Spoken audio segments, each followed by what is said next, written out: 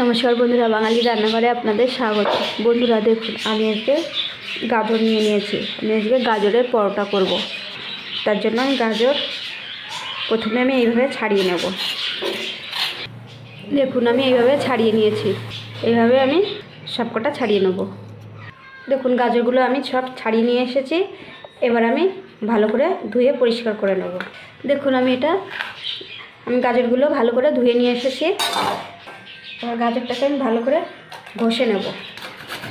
এভাবে ঘষে নেব। দেখুন, গাজরটা আমি ঘষে নিয়েছি, একদম ঝিরিঝিরি হয়ে গেছে। দেখুন, আমি লঙ্কা কুচি কুচি করে কেটে নিয়েছি। দেখুন, কড়াই আমি বসিয়ে দিয়েছি। কড়াইতে তেল দিয়ে দেবো। এবার দিয়ে দেবো 5 ফোড়ন। এবার গাজরটা দিয়ে দেবো। আমি গাজরের পুর বানিয়ে নেব। দিয়ে দেবো পরিমাণ মতন একটু লবণ।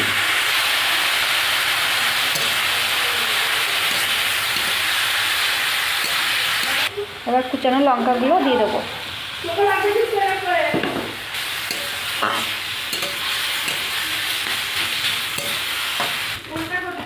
দেখুন, আমার গাজরের পুরটা হয়ে গেছে। নামানোর আগে একটু ধনেপাতা কুচি দিয়ে নামিয়ে দেবো।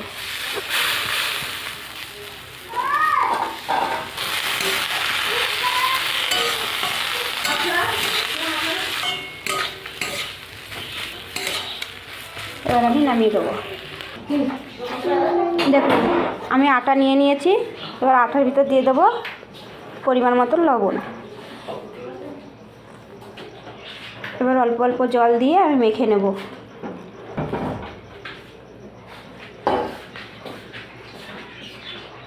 আটাটা মেখে নিয়েছি। এবার আমি গুচি কেটে নেব। দেখুন বন্ধুরা, আমি গুচি কেটে নিয়েছি। আটাটাকে আমি এইভাবে করে বাটির মতন করে নেব। নিচেটা একটু মোটা থাকবে, উপরগুলো একটু পাতলা করে দিয়ে।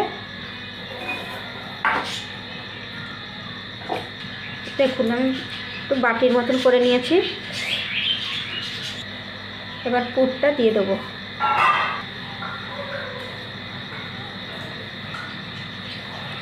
পুরটা দিয়ে আমি মুখটা ভালো করে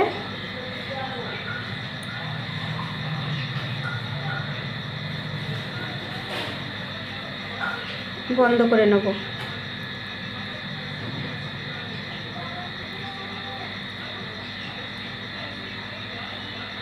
প্রথমে একটু আটা দেব। হাত দিয়ে একটু চেপে চেপে একটু বড় করে নেব। আস্তে আস্তে আমি বেলে নেব।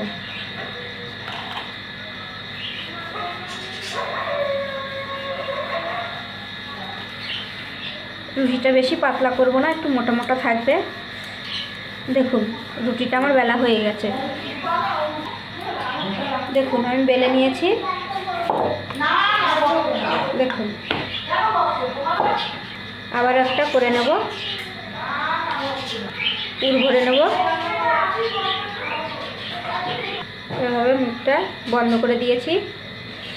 গোল করে নেব। হাতা দিয়ে একটু চেপে দেবো।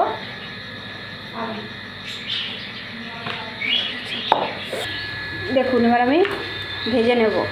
চাটুতে আগে দিয়ে দেবো। প্রথমে আমি এরকম করে আগে একটু ভেজে নেব।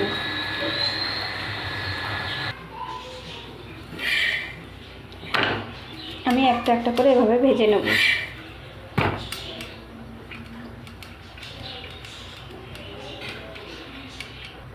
এবার আমি তেল দিয়ে দেবো।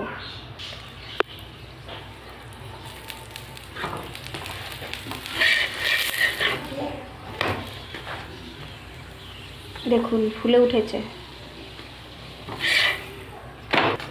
আমার হয়ে গেছে পরোটা। এবার আমি নামিয়ে দেবো।